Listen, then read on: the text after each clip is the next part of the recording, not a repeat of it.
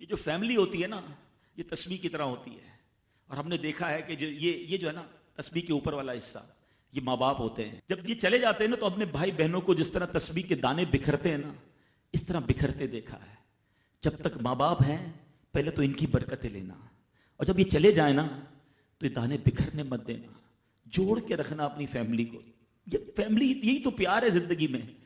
تھوڑے سے پیسوں کے لیے بھائی بہن لڑتے ہیں، جائیداد کے لیے بھائی بہن لڑتے ہیں، تھوڑے کاروبار کے لیے لڑتے ہیں. ارے قربان کر دو، کوئی بات نہیں، بھائی کو تھوڑا زیادہ چلا جائے، میری بہن کے گھر میں ہی جا رہا ہے نا، یہ تیرا ہے، یہ میرا ہے، نہ کیا کرے. یہ گھر کی محبتیں آپ کو بہت ساری بیماریوں سے بچاتی ہیں. حدیث پاک میں آتا ہے جس کا مضمون ہے جو چاہتا ہے کہ اس کی زندگی میں اضافہ ہو جائے، عمر میں اضافہ ہو جائے، بری موت سے بچے، اسے چاہیے کہ وہ صلہ رحمی کرے. صلہ رحمی کیا ہے؟ اپنے رشتہ داروں کے ساتھ اچھا سلوک. اور رشتہ داروں میں the closest family member جو ہے وہ بھائی بہن ہیں، وہ ماں باپ ہیں، بیوی بچے ہیں. ارے ان کو چھوڑ کر دنیا سے محبتیں جتا رہے ہو؟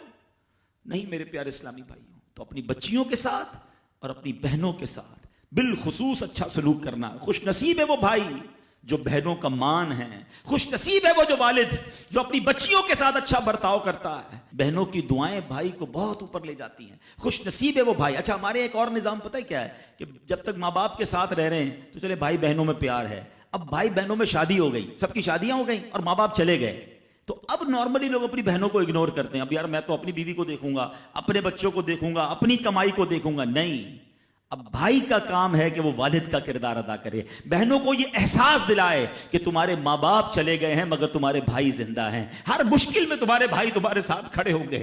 کبھی بہنوں کو یہ ریئلائز مت کرانا کہ وہ اکیلی کہیں کسی پرابلم میں ہو تو وہ اکیلے میں سوچے کہ میرے ماں ہوتی تو میں ماں سے بات کر لیتی، باپ ہوتا تو میں باپ سے کہہ دیتی، بھائی کو کیا کہوں وہ تو سنتا ہی نہیں ہے. ہیں ایسے بھائی آج بھی کہ بہنیں انہیں اپنا دکھ بھی شیئر نہیں کرتی ہیں، بلکہ بھائیوں کو پڑی ہی نہیں ہے بہن کدھر گئی. یہ مت کرنا. اگر تم اپنے ماں باپ کی روح خوش کرنا چاہتے ہو نا تو بھائی بہن جڑ کے رہو، بھائی بہنوں میں پیار رکھو. یہ پیسہ سب کچھ نہیں ہے. ارے جو کچھ میرے پاس ہے اگر میرا بھائی بہنوں پہ خرچ ہو جائے تو اس سے اچھی کیا چیز ہے. یہ یاد رکھے جو سوشل میڈیا پہ ہزاروں فرینڈ بنائے بیٹھے نا کہ میرے 5,000 فرینڈ تو میرے 10,000 فرینڈ، کسی دن بستر پر پڑو گے نا اسپتال میں تو اس بستر کے کنارے تمہارے بھائی بہن ہی نظر آئیں گے.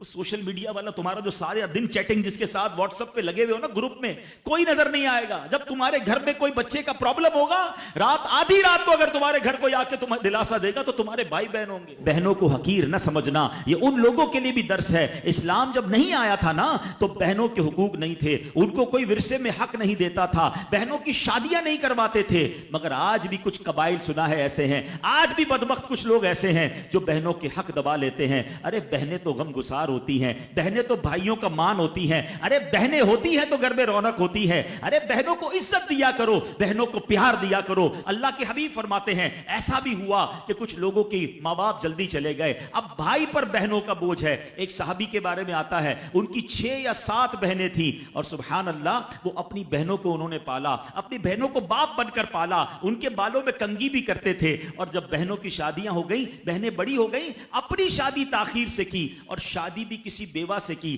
پوچھا گیا کہ کیوں بیوہ سے شادی کی؟ کہا میری بہنوں کو ایک ماں کی حاجت تھی، میں کوئی جوان لڑکی لے آتا تو بہنوں کا کیا ہوتا. اللہ اکبر. یہ صحابہ کا انداز. اور آج جو بہنوں کا حق دباتے ہیں، آج جو بہنوں کو ذلیل کرتے ہیں، نہ کرنا. ہمارا اسلام بہنوں سے محبت کا درس دیتا ہے.